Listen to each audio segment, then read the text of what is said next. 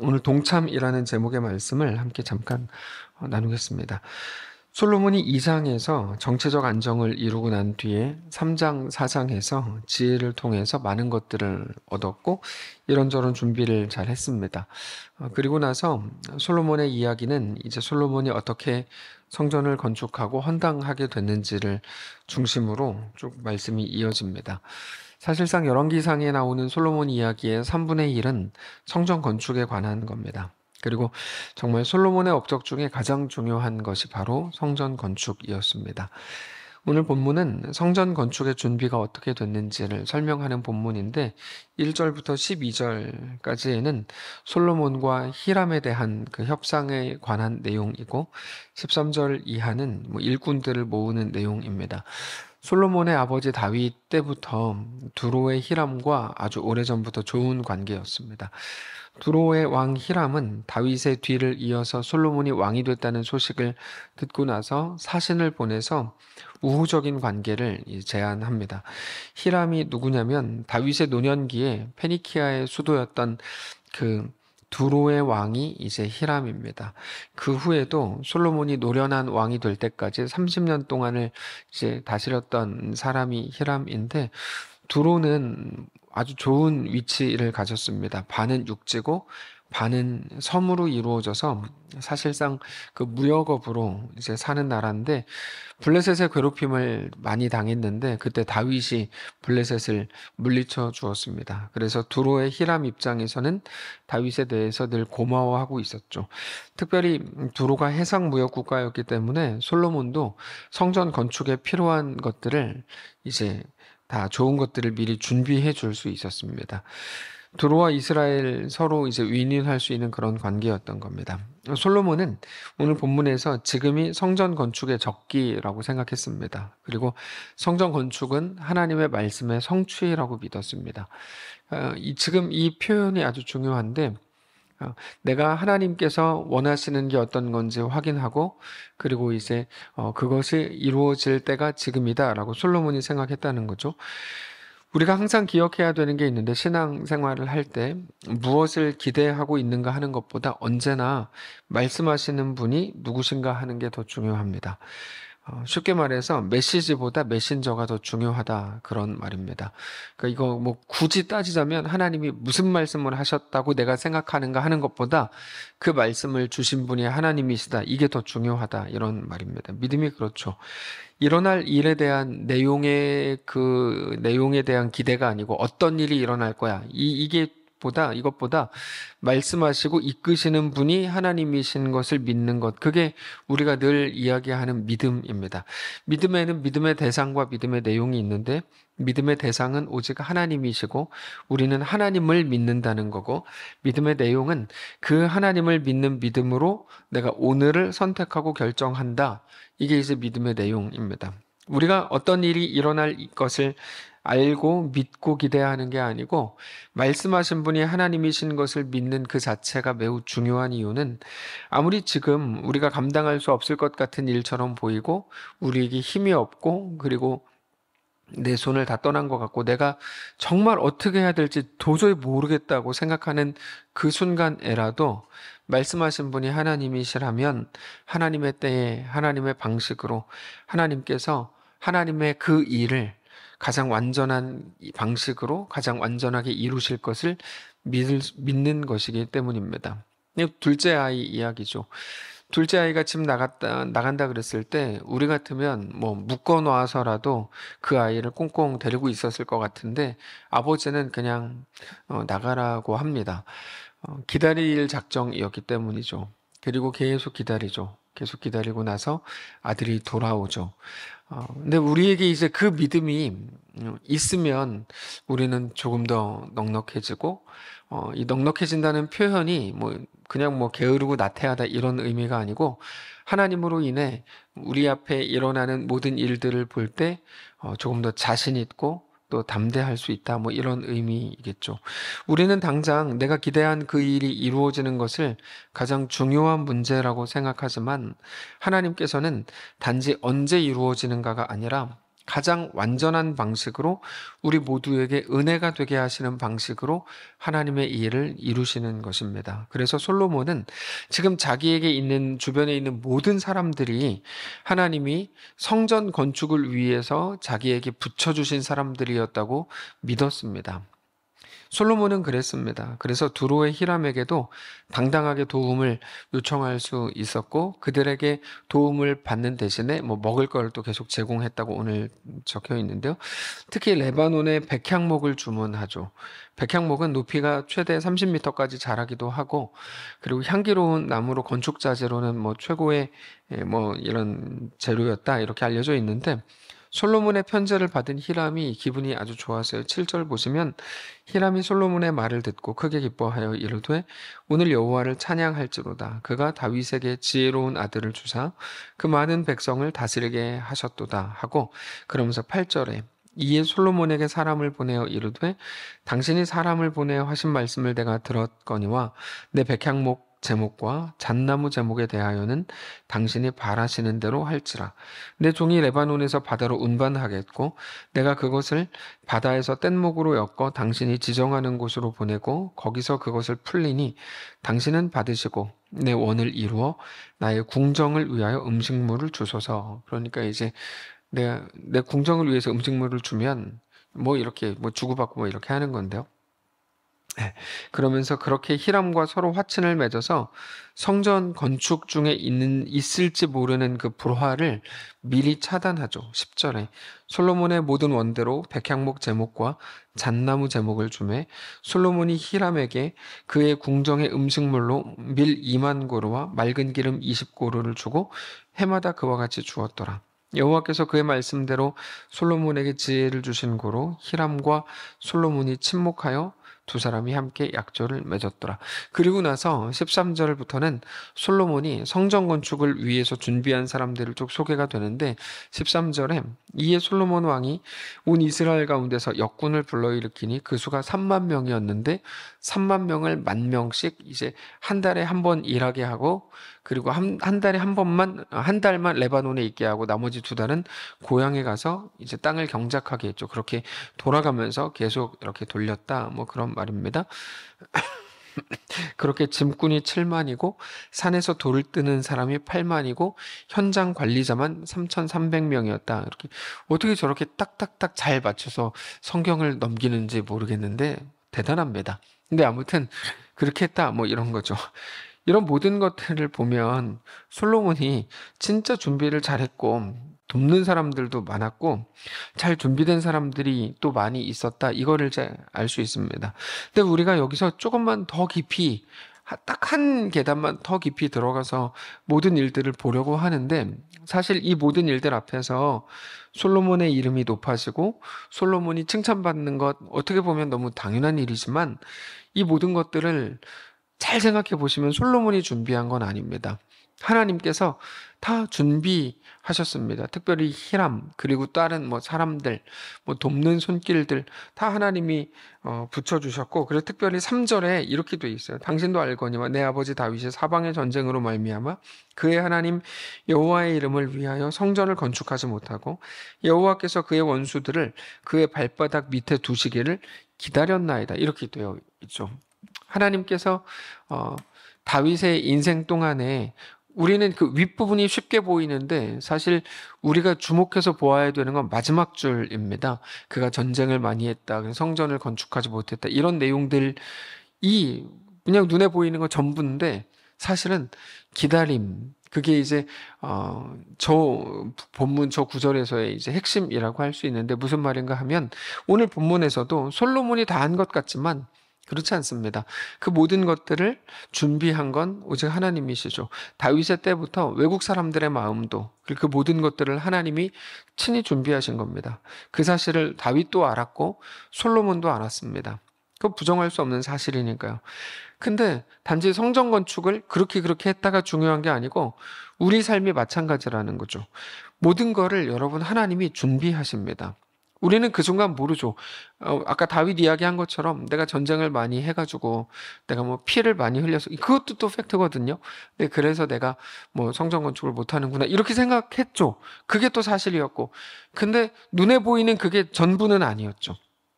하나님께서 모든 것들을 준비하시고 하나님이 친히 역사하시는데 우리는 그 사실을 믿고 가는 겁니다. 이게 어렵죠. 뭐가 어렵죠? 뭐 어떤 부분이 어려운 거죠?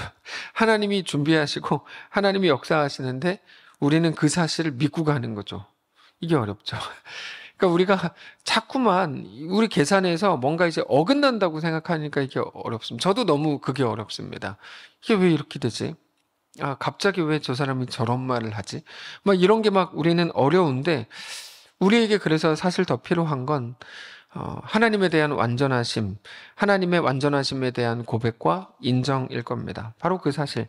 하나님이 우리 삶의 모든 것, 우리 미래, 우리 인생, 우리 삶을 하나님이 준비하셨다는 것, 준비하신다는 것, 이루어가고 계신다는 것, 우리가 결단하려고 하는, 행하려고 하는 모든 하나님의 백성으로서의 거룩한 역사들을 사실 하나님이 친히 준비하신다는 것을 우리는 기억해야 합니다. 그러고 보면 우리는 매 순간 고민하고 매 순간 염려하고 매 순간 이제 뭐 이상하다 이렇게 생각을 하지만 하나님의 일하심의 방식이 어떤 것인지 우리가 알면 우리는 사실 지금보다 더 의연해질 수 있고 더 넉넉해질 수 있을 겁니다. 그리고 그게 우리에게 믿음이 되는 거죠. 어떤 게 믿음이 됩니까? 하나님의 어떠하심. 여러분, 우리 믿음은 언제나 하나님의 어떠하심입니다. 너가 믿는다고 말하는데 믿는 게 뭔데? 하나님의 어떠하심에 대한 설명들을 나와야죠. 그리고 하나님께서 우리에게 그 믿음이 진짜라면 그 믿음을 가진 사람의 선택을 하라. 이렇게 말씀을 하시는 중입니다. 그게 너희 믿음대로 될지라 라는 말씀의 의미라고 말씀을 드렸습니다. 우리는 이 말씀에 대해 자주 오해합니다. 믿음대로 될지라. 그 말을 너가 기대한 대로 너는 어쨌든 다 이루어진다. 네가 말한 대로 이루어진다. 막 이런 식으로 이상하게 생각합니다. 근데 우리는 이미 우리가 원하는 모든 내용이 이루어지는 게 아니라는 것도 잘 알고 있습니다. 여기 네 믿음대로 된다라는 이 말씀이 복음서에 여러 군데 나오는데 대표적으로 마태복음 8장과 마태복음 9장에 나오는데 거기 나오는 내 믿음대로 될지라 이 예수님께서 말씀하신 이 내용이 어떤 내용인지 조금만 살피면 이제 우리가 이제까지 생각해왔던 게 많이 틀렸다는 걸 알 수 있는데요. 이게 먼저 마태복음 8장 백부장 이야기인데 백부장이 자기 하인이 중풍병으로 누워있는 것 때문에 예수님께 가서 고쳐달라 그럽니다. 그때 예수님께서 이렇게 말씀하세요. 오케이는 아니고 참 알았다. 내가 가서 고쳐주겠다. 이렇게 말씀을 하세요. 그때 백부장이 유명한 말을 합니다. 나는 내 주님이 내 집에 들어오시는 것을 감당할 수 없습니다. 그러면서 나도 누군가의 부하이고 제 밑에도 부하가 있습니다. 이게 백부장이 한 말입니다. 나는 부하에게 오라고 하거나 너 뭐를 해라라고 명령을 합니다. 그러면 그들은 내 명령을 따릅니다. 주님 당신은 내 주인님이실 뿐 아니라 모든 질병과 모든 악한 영들에게도 명령하실 수 있는 분인 거를 내가 믿습니다. 이렇게 말해요. 그러니까 이 사람들을 자꾸 여기 이게 내용을 정확히 살피지도 않고 그냥 내 하인의 병이 날 거를 믿습니다. 그래, 네 믿음대로 될지라 이렇게 했는 줄 아는데 안 그래요. 말씀을 잘 보면 예수님께서 뭐라고 그때 말씀하시냐면 이스라엘 중에 이런 믿음 있는 사람은 내가 진짜 뭐 전무후무하다 처음 본다 이렇게 하시면서 나온 게 너의 믿음대로 될지라 그겁니다. 한번 말씀을 보시면 마태복음 8장 5절에 이렇게 돼 있어요. 예수께서 가버나움에 들어가시니 한 백부장이 나와 간구하여 이르되 주여 내 하인이 중풍병으로 집에 누워 몹시 괴로워합니다. 이르시되 내가 가서 고쳐줄라. 백부장이 대답하여 이르되 주여 내 집에 들어오심을 다만 감당하지 못하겠사오니 다만 말씀으로만 하옵소서. 그러면 내 하인이 낫겠사옵니다. 도대체 너의 믿음이라는 게 뭐냐? 나도 남의 수하에 있는 사람이요 내 아래 군사가 있으니 이더러 가라 하면 가고 저더러 오라 하면 오고 내 종더러 이것을 하라 하면 합니다. 예수께서 들으시고 놀랍게 여겨 따르는 자들에게 이르되 내가 진실로 너희에게 이르노니 이스라엘 중에 아무에게서도 이만한 믿음을 보지 못하였노라. 어떤 믿음인데요? 주님은 내 주인님이실 뿐 아니라 모든 악한 영들에게도 선언하면, 외치면 그것들을 다 나가고 병이 고쳐지고, 그래서 하나님은 창조주 하나님일 뿐 아니라 모든 것들을 실제로 다스리시는 만물의 주인인 것을 믿습니다라는 고백이 8절 9절의 고백이었던 거고요. 그거를 보면서 예수님께서 야, 이런 믿음은 내가 본 적 없다라고 말씀을 하신 겁니다. 저기 10절에. 그래서 말씀하시는 거예요. 12절로 가보시 13절로 보면 11절 12절 말씀하시고 나서 예수께서 백부장에게 이르시되 가라, 너가 믿은 대로 될지어다 라고 한 겁니다. 어떤 믿음인데요? 예수님이 누구신가에 대한 믿음이죠. 예수님과 제자들이 배를 타고 가는데 예수님은 그날 밤에 배에서 주무시고 계셨어요. 풍랑이 막 일어났죠. 제자들이 다 깨가지고 우리 다 죽었다 막 이렇게 난리가 났어요. 예수님을 깨웁니다. 예수님께서 뭐라 그러시죠? 꾸짖어 이르시되 뭐라 그러세요? 믿음이 없는 자들아, 이렇게 말씀을 하세요. 믿음이 적은 자들아. 무슨 믿음이 적은 거라고 말씀을 드렸습니까? 야, 나는 창조주고 바다는 피조물이다. 피조물이 창조주를 어떻게 압도하냐? 내가 창조주인 거를 너희는 왜 모르냐라는 의미라고 말씀을 드렸습니다. 믿음이 적은 자들아. 백부장에 대한 믿음, 예수님께서 말씀하시는 믿음이 정확히 그와 같은 겁니다. 자, 백부장이 말했던 믿음, 고백했던 믿음이라는 건 예수님은 나의 주인일 뿐 아니라 모든 악한 영들에게도 명령하실 수 있는 분입니다. 그 사실을 나는 믿습니다라는 그 고백이었어요. 거기에서의 네 믿음대로 된다는 게 무슨 말일까요? 오케이, 내가 모든 만물의 주인이라는 것을 너가 믿었다면 그대로 된다. 너는 그렇기 때문에 내 앞에 온 거지. 마태복음 9장도 똑같습니다. 내용이. 마태복음 9장에는 두 맹인이 나오는데요. 그들은 다윗의 자손 예수여 우리를 불쌍히 여기소서라고 외칩니다. 이거는 마태복음 20장에 나오는 소경 바디메오의 내용과는 좀 다릅니다. 이 두 다른 별개의 사건인데 마태복음 9장을 보면 그들이 이렇게 외쳐요. 다윗의 자손 예수여 우리를 불쌍히 여기소서. 그렇게 말한 거에 대해서 예수님께서 내가 능히 이 일 할 줄을 믿느냐라고 물으셨어요. 결국에 그들이 예수님께서 말씀하신 그들의 믿음이라는 건 뭐냐면 다윗의 자손 예수여에 있어요. 다윗의 자손 예수여. 다윗의 자손이라는 거는 메시아를 일컫는 말입니다. 메시아의 별칭입니다. 그러니까 그들은 예수님 당신이 메시아인 것을 믿습니다라고 고백하는 중이고 예수님께서는 메시아로서 행하실 무언가를 말씀하시는 겁니다. 그건 치유일 수도 있고 반대로 침묵일 수도 있겠지만 그 모든 행하심의 결과는 회복이고 그들에게 대한 온전한 구원입니다. 그러니까 이거는 단지 야, 네가 고침받을 거라고 진짜 믿냐? 그럼 네 믿음대로 된다. 이런 말이 아닙니다. 이거 자꾸 사람들이 그냥 자기들 듣기 좋게 막 이렇게 자꾸 하는데 하나님 말씀을 자꾸 그렇게 바꾸면 안 됩니다. 있는 그대로 봐야 되는데요. 예수님이 구원자이시고 하나님의 아들이시고 유일한 소망이신 것을 믿느냐? 그걸 믿는다면 오케이, 너 그 믿음으로 나에게 왔지. 이런 말이에요. 그 믿음으로 나에게 왔지. 무슨 말이죠? 그 믿음을 따라 너의 걸음이 결정되고 그 믿음을 따라 그 길로 그 방향으로 걷고 믿음이 반영된 삶을 살게 되는 거죠. 그래서 세상은 믿음으로 꽉 차 있는 거죠. 내가 누구를 믿고 무엇을 믿느냐에 따라서 오늘의 결정이 달라지는 거지 거기다가 나는 믿는데 이게 내 상황이 이렇게 가는 게 아닌 겁니다. 믿음에 따라 다 그의 인생이 결정되는 거죠. 그래서 어떻게 보면 잔인하지만 어떻게 보면 너무 복된 말이죠. 그게 오늘 본문에서 솔로몬이었다고 오늘 본문이 소개하고 있는 중입니다. 그는 하나님이 왕이신 것, 물론 나중에 변질되지만 솔로몬이 하나님이 온전히 행하실 것, 하나님이 유일한 주인이신 것, 하나님의 때에 놀라운 일을 이루실 뿐 아니라 그 하나님의 역사를 위해 하나님께서 계속 준비해 오신 것, 솔로몬이 다 알고 있었어요. 그 하나님의 역사에 자기가 동참하기를 원하신다는 것을 솔로몬이 알았다는 것을 오늘 우리에게 보여주고 있는 겁니다. 하나님을 경험하는 삶이라는 책을 보면 거기에 하나님과 동행하는 방법들에 대해서 이제 쭉 이렇게 소개되고 특별히 7가지로 이렇게 이제 쭉 정리가 돼 있는데 그 중에 하나님은 당신이 그분의 일에 참여하도록 당신을 초청하십니다. 이런 부분이 나옵니다. 그러니까 하나님은 하나님의 일들을 그냥 만들어 놓고 우리가 얼마나 잘하나 못하나 보려고 그렇게 하시는 게 아니고 우리를 계속 하나님의 일에 동참하기를 초청하신다는 거죠. 그러면 당신은 하나님의 역사에 참여하기 위해서 당신의 인생을 하나님의 뜻에 맞게 조정해야 합니다. 이렇게 이제 나옵니다. 너무나 성경적으로 정확한 말입니다. 성경에 소개된 단 한 사람도 예외 없이 모두가 그렇게 하나님을 경험했고 하나님과 동행했습니다. 그렇게라는 건 자기의 뜻을 하나님의 뜻 앞에 조정함으로라는 말입니다. 자기의 뜻을 조정함으로 하나님을 경험했고 자기의 뜻을 조정함으로 하나님과 동행했습니다. 결국에 하나님께서 우리를 하나님의 일에 동참하도록 부르고 계시는데 그거를 위해서 우리 생각과 계획과 우리 일정과 우리 인생을 하나님의 뜻에 맞게 조정해야 되는 겁니다. 본토 친척 아버지의 집을 떠나야 했던 사람도 있고 힘이 다 빠진 80세에 하나님의 요구에 응해야 했던 사람도 있고 이 사람들이 처음부터 막 다 왔어 이러면서 그런 게 아니고 다 자기의 뜻을 조정해가면서 하나님께 동참한 거예요. 두려움 속에서 요단강에 발을 내디뎌야 했던 사람도 있고 환난과 결박이 기다리는 예루살렘으로 올라가야만 했던 사람도 있죠.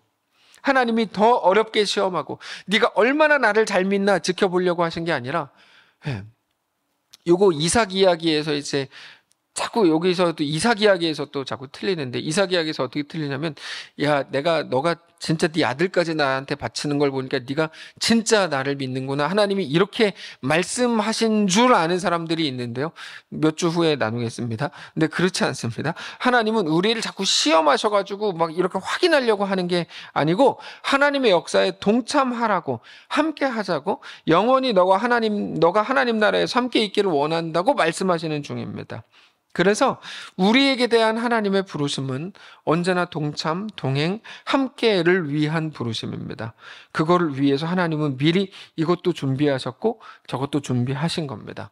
결국에 하나님의 역사의 흐름 한가운데 우리를 동참하게 하시기 위해서 왜 동참하게 하세요? 그게 우리의 이제 면류관이 되게 하시고 우리의 칭찬거리가 되게 하기 위해서 우리를 부르시는 거고 그래서 우리가 해야 할 일은 하나님의 행하실 모든 거룩한 삶에 우리의 마음을 모으는 것뿐입니다.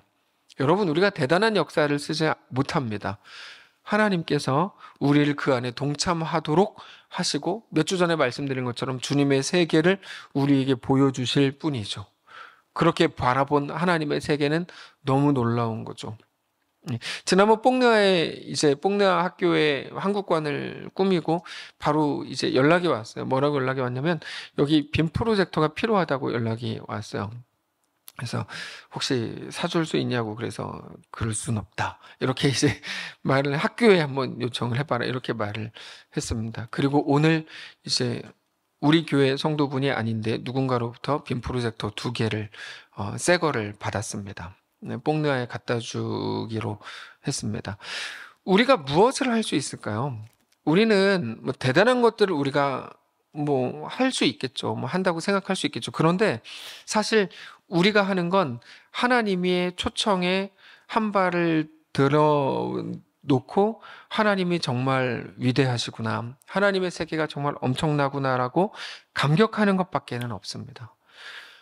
단지 어떤 한두 가지의 사례가 아니고 우리의 모든 사역과 모든 인생과 모든 삶을 들여다볼 때 정말 내가 하는 건 아무것도 없다는 것을 매일 느끼고 그럼에도 불구하고 하나님이 우리를 하나님 나라에 초청하시고 보게 하시는 게 너무 놀라울 따름이죠. 그래서 오늘 본문은 솔로몬이 칭찬을 받는 본문이기도 하지만 사실 솔로몬이 칭찬받을 본문이 아니고 하나님의 완전하심과 하나님의 이루심과 하나님의 역사에 우리가 놀라야 되는 본문일 뿐입니다. 여러분, 성도의 그 영광이라는 게 뭘까요?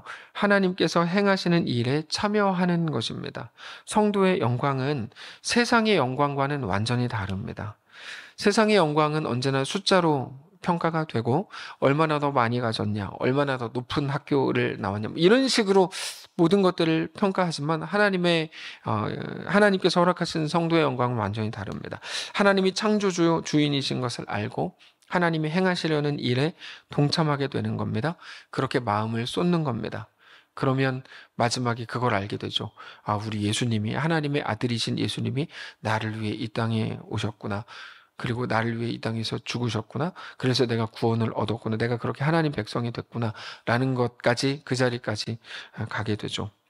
우리가 하나님의 행하시는 일에 참여하는 유일한 방법은 주님이 행하시려는 일에 마음을 모으는 것밖에는 없습니다.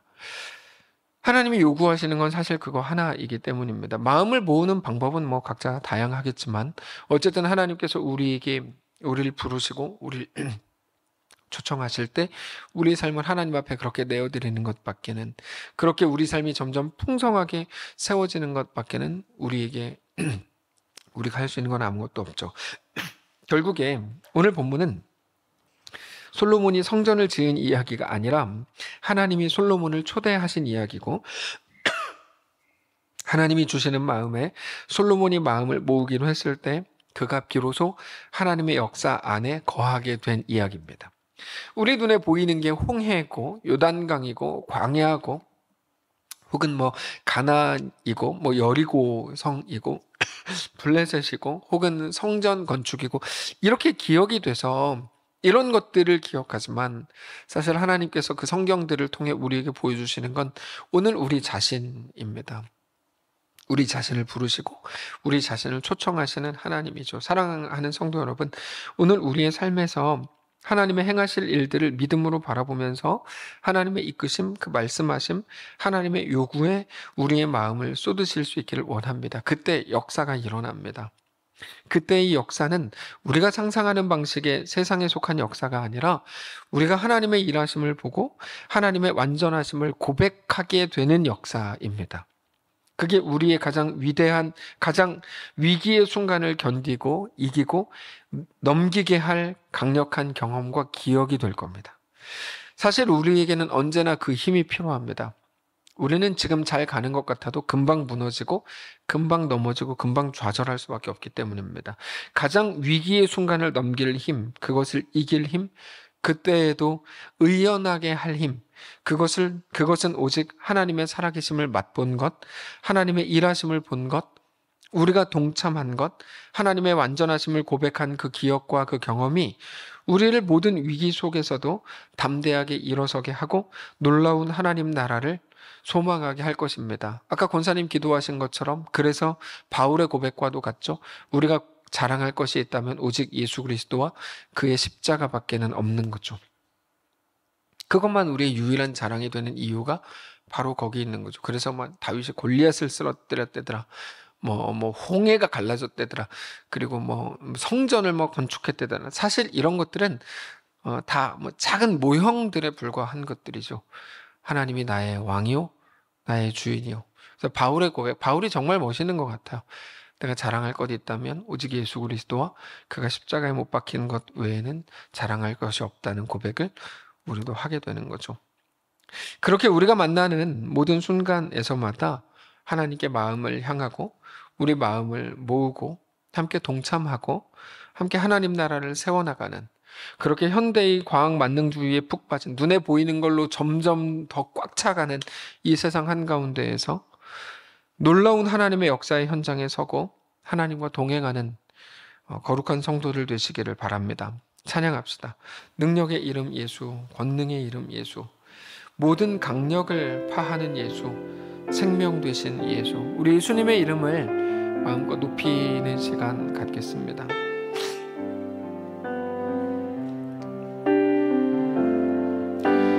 능력의 이름 예수, 권능의 이름 예수, 모든 강력을 파하는 예수, 생명 되신 예수. 아멘. 치유의 이름 예수, 용서의 이름 예수, 자유 주시는 그 이름 예수, 생명 되신 예수. 아멘. 거룩한 이름, 거룩한 이름 예수, 빛을 주는 예수, 모든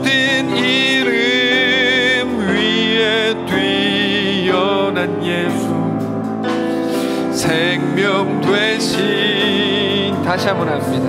능력의 이름 예수, 능력의 이름 예수,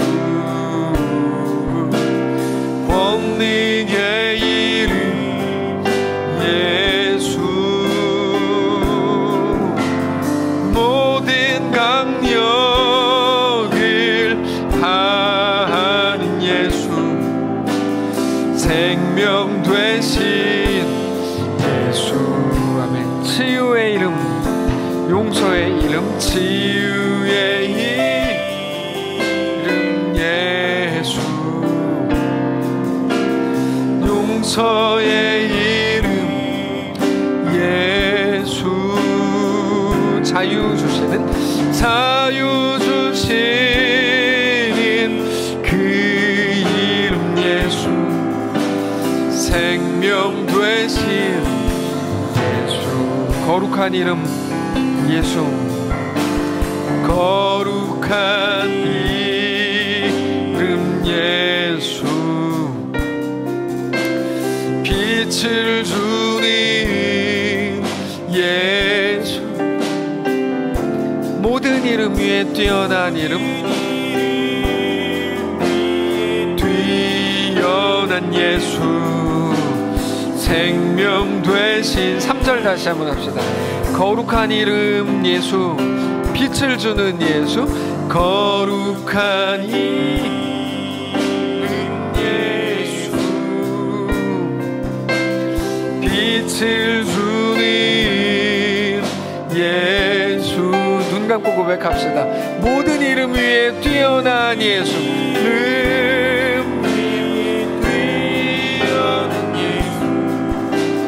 생명 되신. 눈 감고.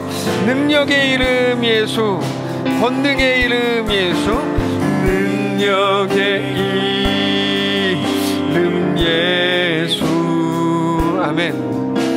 권능의 이름 예수, 모든 강력을 파하는 예수, 역을 파하는 예수, 생명 되신 예수,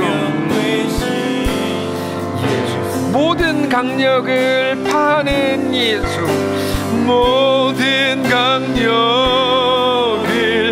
파는 예수, 생명 견고한 모든 진을 파는 예수, 모든 강력을 파는 예수, 모든 강력을 파는 예수. 아멘. 생명 되신, 자유 주시는 그 이름 예수, 생명 되신 예수, 자유 주시는 그 이름 예수, 생명 되신 모든 이름 위에 뛰어난 예수, 모든 이름 위에 뛰어난 예수, 생명 되신, 생명 되신. 이렇게 고백합니다. 예수 이름 찬양, 예수 이름 찬양, 예수 이름 찬양, 예수 이름 찬양. 내 반석, 내 반석, 나의 산성,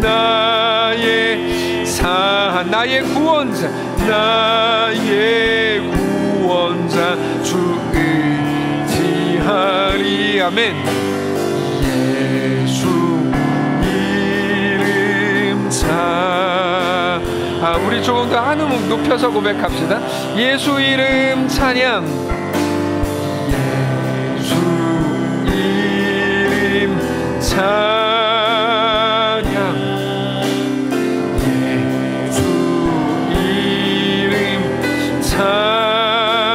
찬양. 내 반석, 내 반석, 나의 산성, 나의 구원자, 주 의지하리.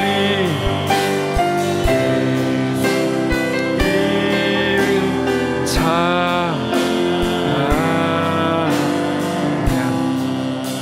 오늘 다 같이 눈 감고 잠깐 말씀을 기억하면서 그리고 찬양의 고백들을 생각하면서 기도하시기를 원하는데요. 사실 세상은 지금 엄청나게 강력한 것으로 우리에게 다가옵니다. 그래서 마치 우리가 가진 기독교 신앙이라는 게 하나도 의미 없고 쓸데없고 그저 어떤 관념, 정신 정도로 치부합니다. 근데 우리가 믿는 예수 하나님은 절대 그런 분이 아닙니다. 살아계신 하나님이고 우리의 아버지고 우리 주인이고 우리 창조주요 우리 전부입니다. 성경은 왜 자꾸 우리에게 하나님의 살아계심을 너 가서 맛봐야 된다, 너 하나님의 역사에 동참해야 된다, 왜 자꾸 그렇게 말할까요? 세상이 우리에게 다가오는 강력하고 견고한 진이 너무 세기 때문입니다. 하나님의 살아계심을 맛보지 않고 하나님이 누구신지 직접 경험하지 않고 정말로 알지 않고 듣는 것으로, 여러분 그것으로는 어떤 것도 행할 수 없습니다. 욥이 고백하잖아요. 내가 전에는 주께 대하여 귀로 듣기만 했는데 이제 눈으로 주님을 직접 봅니다. 그게 얼마나 강력한지, 주님의 세계가 얼마나 크고 아름다운지, 얼마나 놀라운지 우리가 알아야 합니다. 그래서 하나님께서 어떤 식으로든지 우리를 하나님의 세계로 계속 초청하시는 거고 우리가 반응해야 하는 이유가 바로 그것 때문입니다. 우리 함께 이 시간 말씀을 기억하면서 잠깐 묵상하고 하나님이 우리에게 주시는 마음들을 계속 생각하기를 원하는데요. 하나님, 나의 가장 강력한 위기의 순간을 넘길 힘, 그것을 이길 힘, 그때에도 의연하게 반응할 수 있는 힘, 오직 하나님의 살아계심을 맛보길 원합니다. 하나님의 일하심에 동참하길 원합니다. 내가 내 발을 담그고 언약궤를 어깨에 맨 제사장들처럼, 내가 모세처럼 지팡이를 홍해를 향하여 들고, 내가 모세와 같이 두 손을 들고 하나님께 나아가고, 그렇게 하나님께서 나를 부르시는 그 자리에 내 삶을 내어드림으로 하나님만 나의 소망입니다.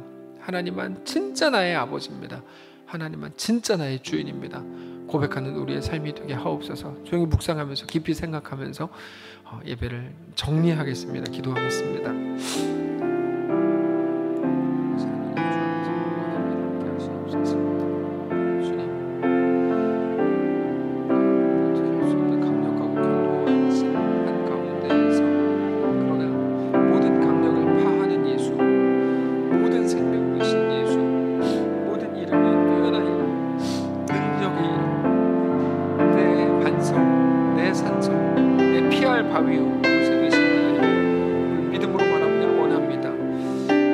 하나님께서 하나님을 보여주시겠다고 할 때 내 주님, 내가 여기 있습니다 고백하며 주 앞에 나아가게 하옵소서.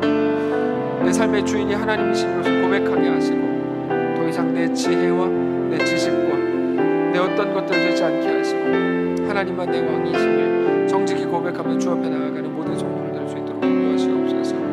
하나님 예수 그리스도의 이름으로 허락하셨으니 감사합니다. 그 은혜 힘입어 우리에게 주어져 있는 삶을 살게 하옵소서. 하나님, 세상이 너무 강력한 견고한 진으로 우리를 대항할 때 마치 여리고와 같이, 가나안의 7 족속과 같이 그렇게 우리 앞에 서 있을 때, 홍해와 같이, 요단강과 같이, 그러나 하나님 그 앞에서 내 살아계신 하나님이 누구신지 기억하고 하나님의 세계를 맛보고 그렇게 하나님이 누구신지를 아는 자들로 이 마지막 시대를 힘있게 살아내게 하옵소서. 우리는 정말 세상을 이길 힘이 없습니다. 오직 하나님의 은혜의 한 자락, 그것을 구합니다. 하나님 우리를 계속 부르시고, 야, 너 동참해야 된다. 너 여기 동참해야 돼. 내가 누군지 너 알아야 된다. 너 내가 하나님이 누구신지 알지 못하는 걸로는 절대로 이 세상을 온전한 성도로 살아갈 수가 없다. 말씀하시는 그 음성을 듣고 우리 삶을 하나님 앞에 내어드리고 그렇게 주님과 동행하는 우리가 되게 하옵소서. 단지 내 마음이 편해지고 막 내가 사람들에게 공감받고 내가 위로받고, 하나님 그런 것 말고 정말 하나님이 누구신지 알고 하나님의 살아계심을 맛보고 그렇게 우리에게 주어진 모든 길들을 주와 함께 넉넉하게 걷는 사랑하는 모든 성도를 다 될 수 있도록 인도하시옵소서. 각자의 현실과 각자의 세계와 각자의 지식과 각자의 방식과 각자의 경험과 각자의 트라우마에 갇혀 사는 성도들을 불쌍히 여겨주시고 이제 그 자리를 툴툴 훌훌 털고 일어나서 하나님과 믿음으로 동행하며 이 마지막 시대를 누구도 꿈꿔본 적 없는 정말 행복하고 멋지고 풍요롭고 거대한 하나님 나라의 백성들로 승리하며 살아갈 수 있도록, 그래서 이 마지막 날 주 앞에 설 때 주님, 내가 정말 꿈 같은 삶을 살다가 주님 앞에 왔습니다. 감사합니다. 고백하는 우리 모두가 되게 하옵소서.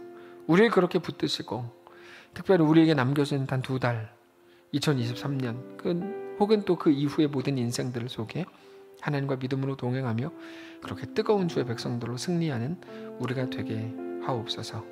감사드리며 살아계신 우리 주 예수님의 이름으로 기도합니다. 아멘. 하늘에 계신 우리 아버지여, 이름이 거룩히 여김을 받으시오며 나라가 임하시오며 뜻이 하늘에서 이룬 것 같이 땅에서도 이루어지이다. 오늘 우리에게 일용할 양식을 주시고 우리가 우리에게 죄진 자를 사하여 주는 것 같이 우리 죄를 사하여 주시고 우리를 시험에 들게 하지 마시고 다만 악에서 구하시옵소서. 대개 나라와 권세와 영광이 아버지께 영원히 있사옵나이다. 아멘.